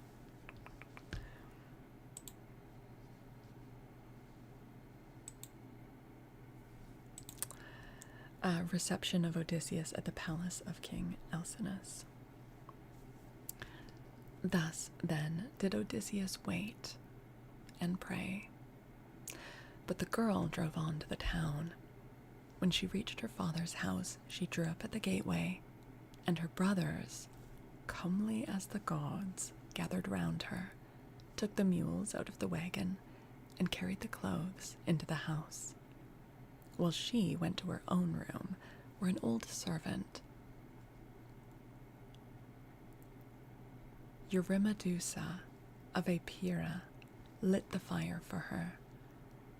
This old woman had been brought by sea from Epira. I might be saying that wrong. Can we get 11 in YouTube's? Heck yeah! Thank you so much. You're supposed to fall asleep, but I'm too good at this storytelling thing. I'm so sorry. So sorry. Oh, goodness.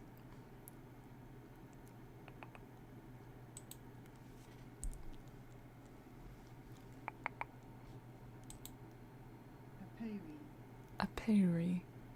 No, it's spelled differently, though. Apera. Apera. Okay. Eurymedusa of Apera lit the fire for her. This old woman had been brought by sea from Apera and had been chosen as a prize for Alcinous because he was king over the Phaeacians, and the people obeyed him as though he were a god. She had been nursed in Nausicaa and had now lit the fire for her and brought her supper for her into her own room. Presently, Odysseus got up to go towards the town, and Athena shed a thick mist all round him to hide him, in case any of the proud Phaeacians who met him should be rude to him or ask him who he was. Then, as he was just entering the town, she came towards him in the likeness of a little girl carrying a pitcher. She stood right in front of him, and Odysseus said, "My dear, will you be so kind as to show me the house of King Alcinous? I am an unfortunate foreigner in distress, do not know one of your and do not know one in your town and country." Then Athena said, "Yes, father stranger, I will show you the house you want, for Alcinous lives quite close to my own father. I will go before you and show the way, but say not a word as you go, and do not look at any man nor ask him questions, for the people here cannot abide strangers, and do not like men who come from some other place. They are a seafaring folk, and sail the seas by the grace of Poseidon in ships that glide along like thought, or as a bird in the air." On this she led the way, and Odysseus followed in her steps. But not one of the Phaeacians could see him as he passed through the city in the midst of them, for the great goddess Athena, in her goodwill towards him, had hidden him in a thick cloud of darkness. Wait, is he in a cloud of mist or a cloud of darkness? And has she caused this to be everywhere, or is there just like a little black rain cloud walking down the street? Like, how is this being done? Not the some other Blasians. You'd think that seafaring people would be more open to people of other cultures, you know? As pedantic as that is, I also really want to know, right? Like, at first I figured, okay, she brought up like fog everywhere, but more like a Snoop Dogg, just a, but that would draw attention, surely. Okay. He admired their harbors, ships, places of assembly, and the lofty walls of the city, which, with the palisade on top of them, were very striking. And when they reached the king's house, Athena said, "This is the house, father stranger, which you would have me show you. You will find a number of great people sitting at the table, but do not be afraid. Go straight in, for the bolder a man is, the more likely he is to carry his point, even though he is a stranger. First, find the queen. Her name is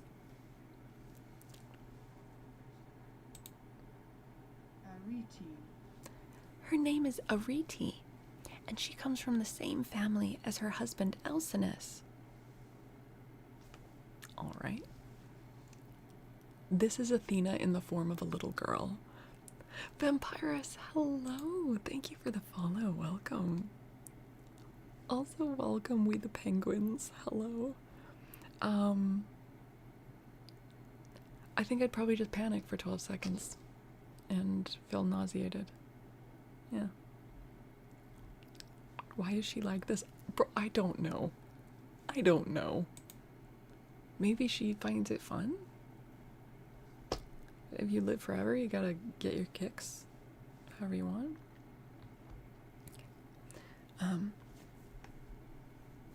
Okay, so the king and queen are related. Okay.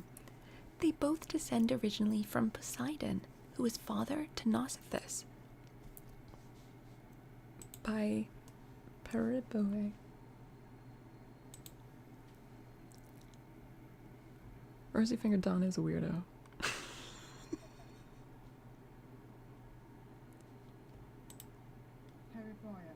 Periboea. Who was father to Nausithous. By Periboea, a woman of great beauty. Periboea was the youngest daughter of Eurymedon, who at one time reigned over the giants, but he ruined his ill-fated people and lost his own life to boot. Poseidon, however, lay with his daughter. Oh, the daughter of Periboea, not with his own daughter. Okay. Lay with his daughter, and she had a son by him, the great Nausithous, who reigned over the Phaeacians.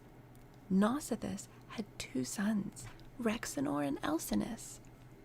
Apollo killed the first of them while he was still a bridegroom and without male issue.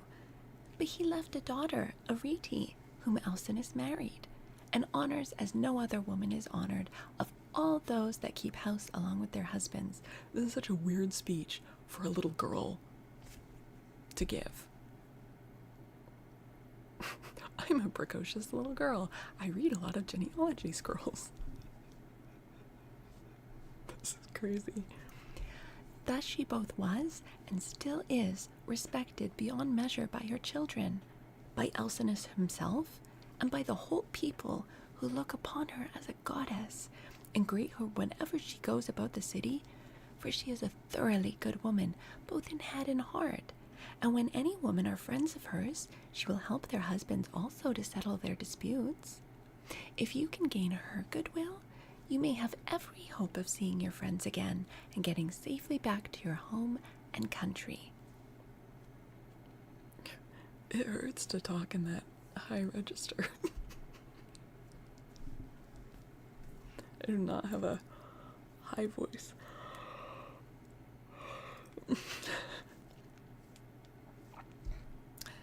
Then Athena left Scheria and went away over the sea. She went to Marathon and to the spacious streets of Athens, where she entered the abode of Erechtheus. But Odysseus went on to the house of Alcinous, and he pondered much as he paused a while before reaching the threshold of bronze, for the splendor of the palace was like that of the sun or moon. The walls on either side were of bronze from end to end, and hung on pillars of silver that rose from a floor of bronze, while the lintel was silver, and the hook of the door was of gold. On either side there stood gold and silver mastiffs, which Hephaestus, with his consummate skill, had fashioned expressly to keep watch over the palace of King Alcinous. So they were immortal and could never grow old. What the fuck? This king has been given immortal guard dogs crafted by the forge god Hephaestus. One is silver and one is gold. That is so badass. What? That is an awesome gift. Okay. Seats were ranged all along the wall, here and there from one end to the other, with coverings of fine woven work which the women of the house had made. Here the chief persons of the Phaeacians used to sit and eat and drink, for there was abundance at all seasons, and there were golden figures of young men with lighted torches in their hands, raised on pedestals to give light by night to those who were at the table. There are 50 maid servants in the house, some of whom are always grinding rich yellow grain at the mill, while others work at the loom or sit and spin, and their shuttles go backwards and forwards like the fluttering of aspen leaves, while the linen is so closely woven that it will turn oil. As the Phaeacians are the best sailors in the world, so their women excel all others in weaving, for Athena has taught them all manner of useful arts, and they are very intelligent. Outside the gate of the outer court, there is a large garden of about 4 acres, with a wall all around it. It is full of beautiful trees, pears, pomegranates, and the most delicious apples. There are luscious figs also, and olives in full growth. The fruits never rot, nor fail all the year round, neither winter nor summer, for the air is so soft that a new crop ripens before the old one has dropped. That's insane. Pear grows on pear, apple on apple, and fig on fig. And so also with the grapes, for there is an excellent vineyard. On the level ground of a part of this, the grapes are being made into raisins. In another part, they are being gathered. Some are being trodden in wine tubs. Others further on have shed their blossom and are beginning to show fruit. Others again are just changing color. In the furthest part of the ground, they are beautifully arranged beds of flowers that are in bloom all the year round. 2 streams go through it, the one turned in ducts throughout the whole garden, while the other is carried under the ground of the outer court to the house itself, and the townspeople draw water from it. Such, then, were the splendors with which the gods had endowed the house of King Alcinous. Damn. So here Odysseus stood for a while and looked about him. But when he had looked long enough, he crossed the threshold and went within the precincts of the house. There he found all the chief people among the Phaeacians making their drink offerings to Hermes, which they always did the last thing before going away for the night. He went straight through the court, still hidden by the cloak of darkness in which Athena had enveloped him, till he reached Arete and King Alcinous. Then he laid his hands upon the knees of the queen, and at that moment the miraculous darkness fell away from him, and he became visible. Everyone was speechless with surprise at seeing a man there, but Odysseus began at once with his petition. I guess he was literally invisible. Yeah. I guess so.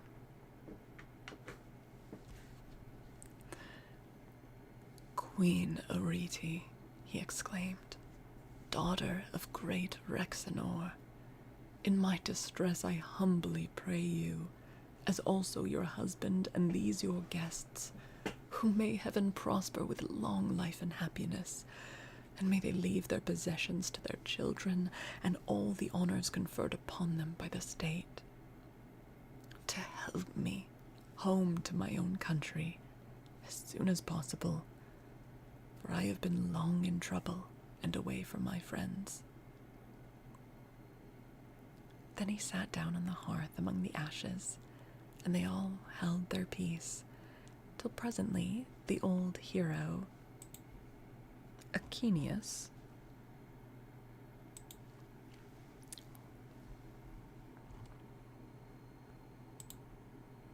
Achilles. Oh, I was right. Till presently, the old hero, Achilles, who was an excellent speaker and an elder among the Phaeacians, plainly and in all honesty addressed them thus. Alcinous, said he, it is not credible to you that a stranger should be seen sitting among the ashes of your hearth. Everyone is waiting to hear what you are about to say. Tell him, then, to rise and take a seat on a stool inlaid with silver, and bid your servants mix some wine and water, that we may make a drink offering to Zeus, the Lord of Thunder, who takes all well-disposed suppliants under his protection. And let the housekeeper give him some supper, of whatever there may be in the house.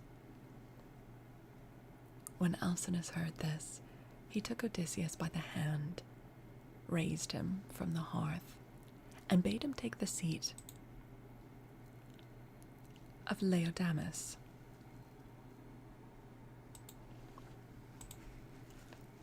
Now he's old, so he's allowed to.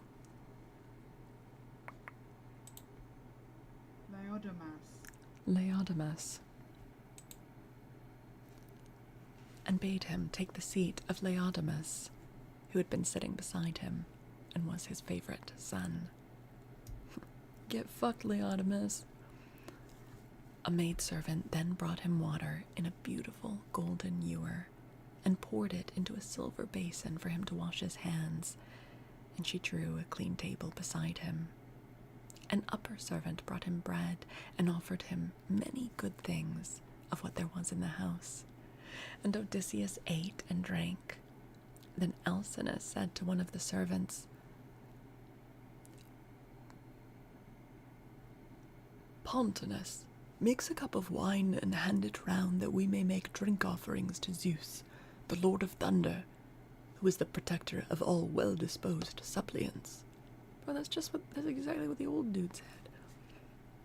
Pontonous then mixed wine and water and handed it round, after giving every man his drink offering. When they had made their offerings, and had drunk each as much as he was minded, Alcinous said, Aldermen and town councillors of the Phaeacians, hear my words. You have had your supper, so now go home to bed. Tomorrow morning I shall invite a still larger number of aldermen, and will give a sacrificial banquet in honor of our guest. We can then discuss the question of his escort, and consider how we may at once send him back rejoicing to his own country, without trouble or inconvenience to himself, no matter how distant it may be. We must see that he comes to no harm while on his homeward journey.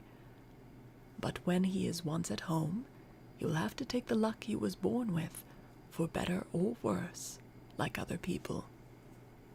It is possible, however, that the stranger is one of the immortals who has come down from heaven to visit us. But in this case, the gods are departing from their usual practice, for hitherto they have made themselves perfectly clear to us when we have been offering them hecatombs. They come and sit at our feasts, just like one of ourselves, and if any solitary wayfarer happens to stumble upon someone or other of them, they affect no concealment, for we are as near of kin to the gods as the Cyclopes and the savage giants are. Then Odysseus said, Pray, Alcinous, do not take any such notion into your head. I have nothing of the immortal about me, neither in body or mind, and most resemble those among you who are the most afflicted. Indeed, were I to tell you all that heaven has seen fit to lay upon me, you would say that I was still worse off than they are. Nevertheless, let me sup in spite of sorrow, for an empty stomach is a very importunate thing, and thrusts itself upon a man's notice no matter how dire is his distress. I am in great trouble, yet it insists that I shall eat and drink. bids me lay aside all memory of my sorrows and dwell only on the due replenishing of itself.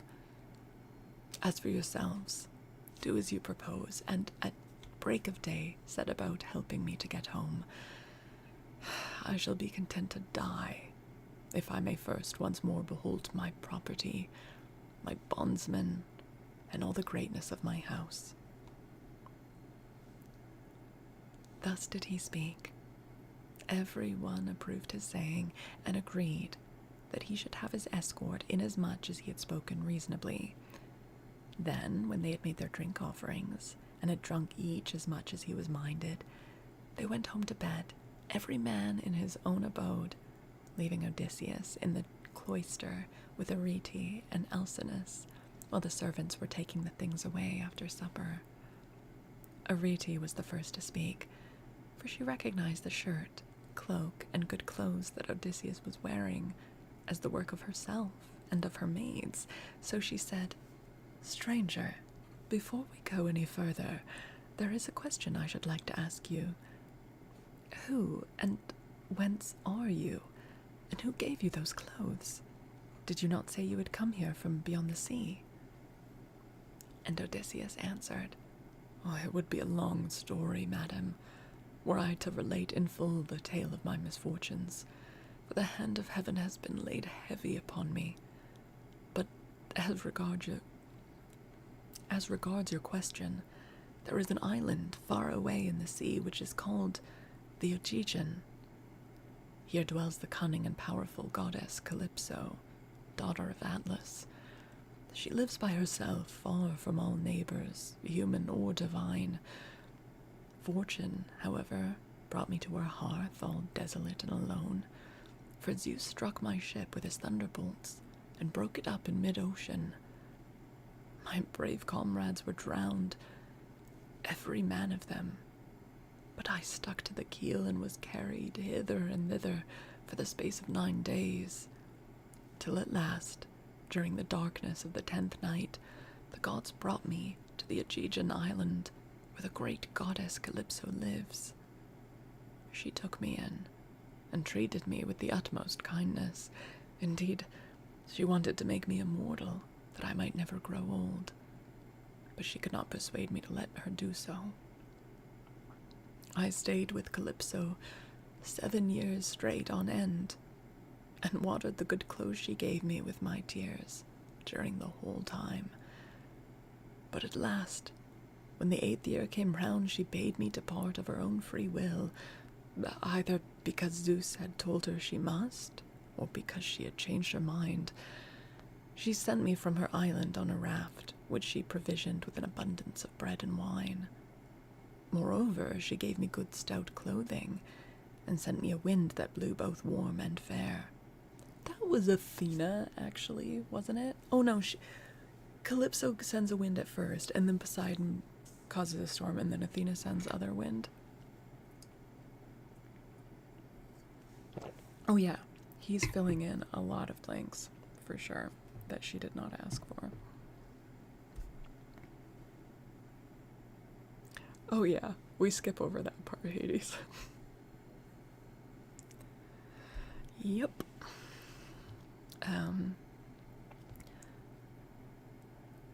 Days 7 and 10 did I sail over the sea, and on the 18th, I caught sight of the first outlines of the mountains upon your coast, and glad indeed was I to set eyes upon them. Nevertheless, there was still much trouble in store for me, for at this point, Poseidon would let me go no further, and raised a great storm against me. I would not tell him this. He knows that they're like descended from Poseidon, and they're a seafaring people that probably make a lot of sacrifices to Poseidon, and he's basically saying like, yeah, Poseidon hates me. You know, they might not want to help you after that. For at this point Poseidon would let me go no further, and raised a great storm against me. The sea was so terribly high that I could no longer keep to my raft, which went to pieces under the fury of the gale, and I had to swim for it, till wind and current brought me to your shores. There I tried to land, but could not, for it was a bad place, and the waves dashed me against the rocks. So I again took to the sea and swam on till I came to a river that seemed the most likely landing place, for there were no rocks, and it was sheltered from the wind. Here then I got out of the water and gathered my senses together again. Night was coming on, so I left the river and went into a thicket, where I covered myself all over with leaves, and presently heaven sent me off into a very deep sleep. Sick and sorry as I was, I slept among the leaves all night, and through the next day till afternoon, when I woke as the sun was westering, and saw your daughter's maidservants playing upon the beach, and your daughter among them, looking like a goddess. I besought her aid, and she proved to be of an excellent disposition, much more so than could be expected from so young a person, for young people are apt to be thoughtless. She gave me plenty of bread and wine, and when she had had me washed in the river, she also gave me the clothes in which you see me. Now, therefore, though it has pained me to do so, I have told you the whole truth.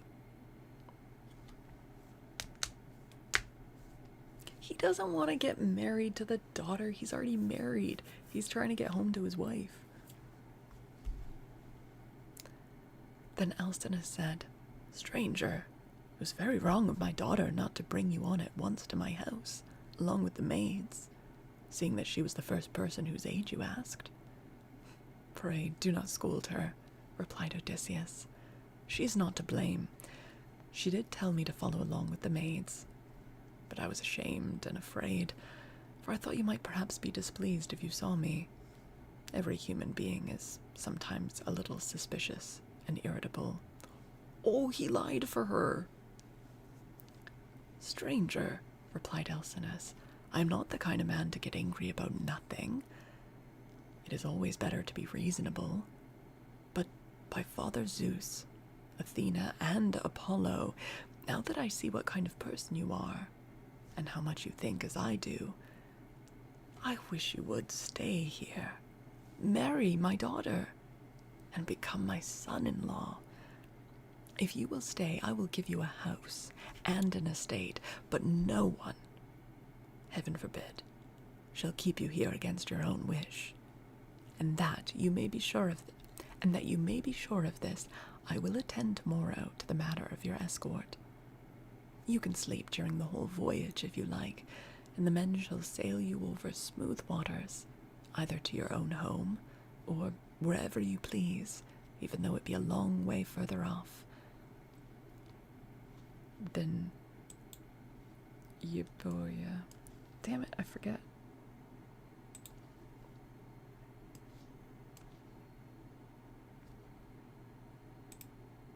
Euboea. Though it be a long way further off than Euboea, which those of my people who saw it when they took yellow-haired Rhadamanthus to see Tityus, the son of Gaia, tell me this is the furthest of any place, and yet they did the whole voyage in a single day, without distressing themselves, and came back again afterwards. You will thus see how much my ships excel all others, and what magnificent oarsmen my sailors are. Yeah, boy. Then Odysseus was glad, and prayed aloud, saying, "Father Zeus, grant that Alcinous may do all as he has said, for so he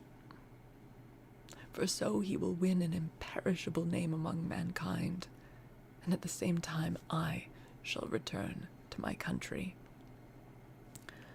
So he just turned down the marriage offer there. Thus did they converse.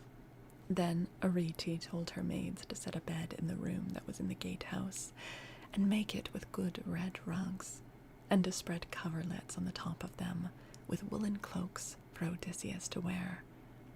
The maids thereon went out with torches in their hands, and when they had made the bed, they came up to Odysseus and said, "Rise, sir stranger, and come with us, for your bed is ready."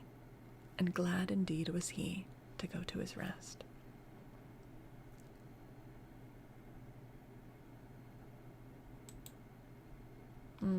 Right, Hades.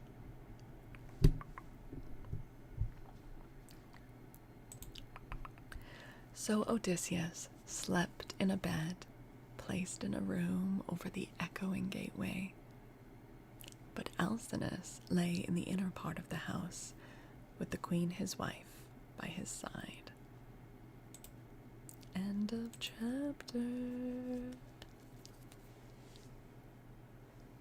Yeah, that's a lot of... And, like, I get that there's been, like, exposition before of, like, characters, like, telling more story than they need to. Like, someone asked for a bit of information. They're like, let me tell you this whole story. Artax, thank you for the 100 biddies. But at least in those previous cases, it was stuff that, like, we hadn't read already in the book. This was Odysseus literally just reiterating what we just read. Hi, Naga.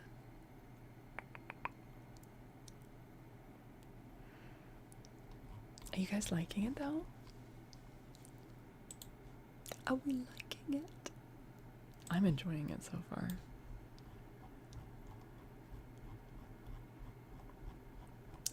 I think we save...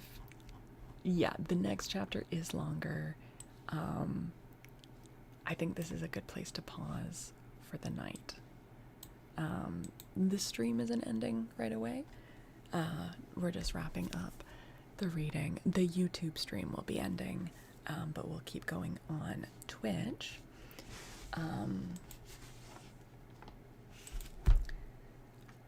This was awesome, though. How much is left of the book? Oh my gosh. Well, first off, hello, Battle Aiden. Am I saying that right? There's a lot. Because how many chapters are in this? It's like 27 or something, and we're about to start book 8. Close enough? Okay. Feel free to correct me. Where...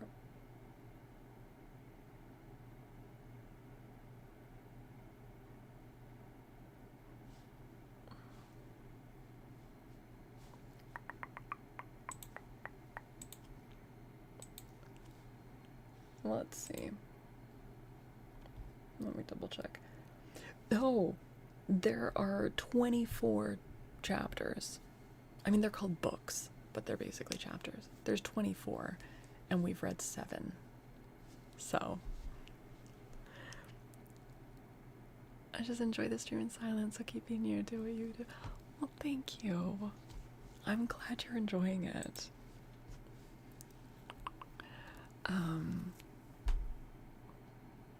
All right. Yeah, it is a big one. When you were merely a young duck in school, you heard that the repetition of details was used to aid memorization because it was passed orally. I mean, you see this in a lot of folklore, right? Repetition. Not always in this way. Often it's in the form of, like, something happens 3 times, or, like, yeah.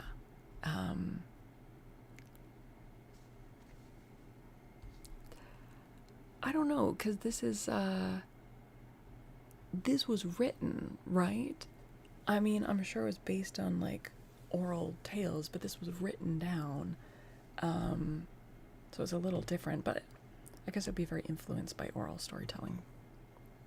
Your stream is absolutely incredible, you fucking legend. What? Carrot? That's really kind. Thank you. I'm so glad you like it.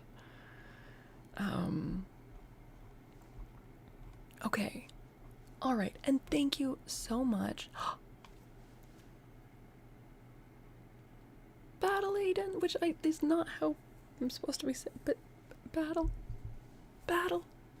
Thank you so much for that brand new tier 1. What the heck?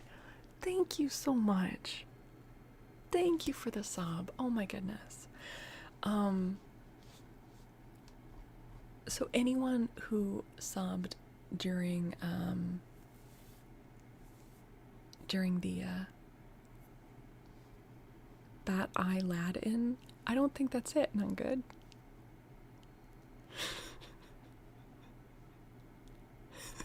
I'm guessing you're wrong. I don't know. Maybe you're right. Batil, Aiden? Thank you so much. And,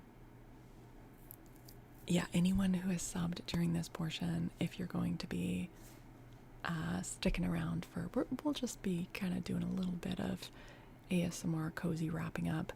I would love to give you name traces. Mixture of a wrestler called Batista and Paladin. Batiladin. Batiladin? It is pronounced like, well spotted. Batiladin? Okay, there we go. Nice. Okay, let's wrap up the YouTube stream. Thank you so much to everyone who watched on YouTube. Genuinely, that helps so much in terms of reaching the watch hour goals we need to unlock the YouTube partner program. If you liked this stream, if you want to drop it a like after the stream ends and it becomes a VOD, and if you leave a like, that's really helpful. If you haven't subbed yet, that would be so very helpful. If you're over on Twitch, let me drop the link in chat again. It's the first one there at Faolkor. But if you'd like to sub, which is the free option on YouTube, if you'd like to sub to both those channels, the first one is for reading, the second one is for ASMR triggers. That would just mean the world to me and be so helpful. Don't leave you, banana. We'll be going on Twitch for a little bit longer. But yeah, 11 concurrent viewers on YouTube. Let's go. That's awesome. Thank you guys. And we should be back to read more of the Odyssey on Tuesday night. So, keep an eye out here on this YouTube channel or over on Twitch. Thanks so much for listening. I'll see you soon.